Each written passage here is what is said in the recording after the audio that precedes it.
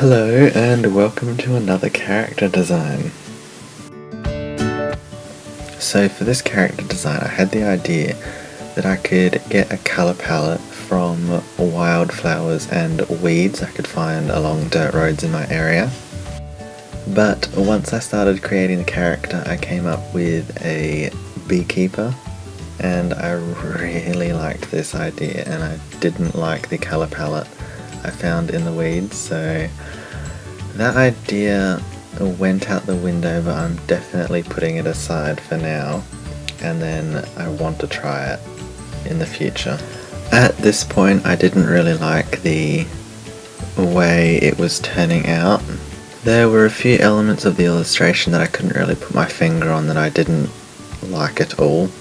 I really liked the idea of giving her overalls, but I researched beekeeper uniforms or beekeeper clothes, and it's pretty much just a big white sack that they wear.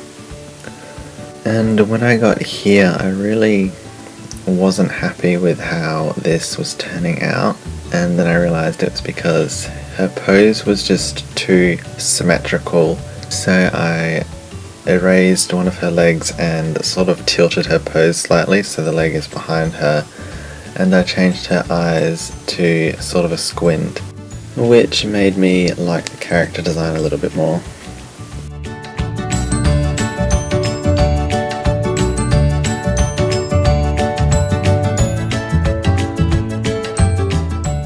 This is my bee specimen. I really love drawing insects. I love collecting them as well and putting them in specimen jars so I can use them as references, but I don't kill them myself. One, because I have no idea how they do it, and two, it just seems really pointless and wasteful for me to kill an insect just for a reference when I can look it up on Pinterest. Having a 3D reference is so handy. You just turn the little thing around and you get all of these different poses. I wanted to play around with the idea that she was really small, like a fairy beekeeper, which sounded so cute, so I made the bees quite large in comparison to her.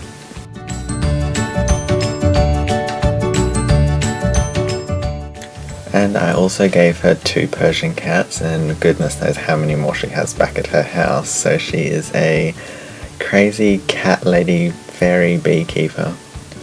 I get really frustrated sometimes when I'm doing line work. I really enjoy it, but when my pens play up it is so frustrating, so I'm constantly switching between pens. I don't know why my Micron pens just stop working every now and then. It's really annoying. Even to this point I still wasn't fully happy with the whole illustration. I love the idea, but it just wasn't happening.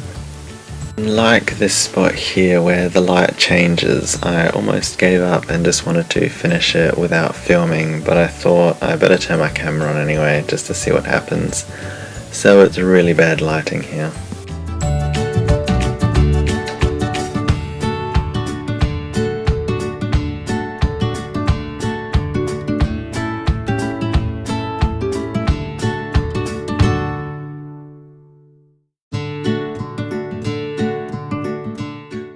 And I completely forgot about complementary colours and colour theory, so I had to make her clothes underneath the beekeeper suit orange just to complement the blue, and her shoes or boots purple to complement the yellow in the bees. Ooh, this was just last night and I got these new paintbrushes from my favourite shop, Daiso, a Japanese store.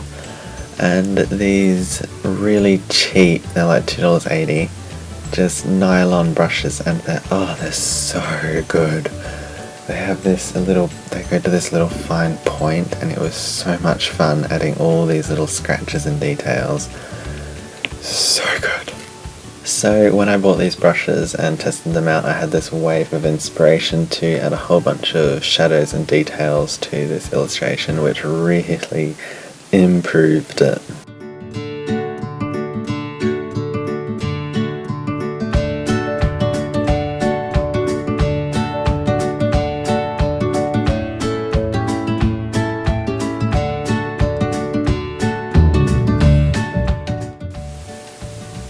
So that's the final illustration, and I really like it in the end. I think I saved it a few times from me setting it alight. So thank you so much for watching, and I'll see you next time. Okay, bye!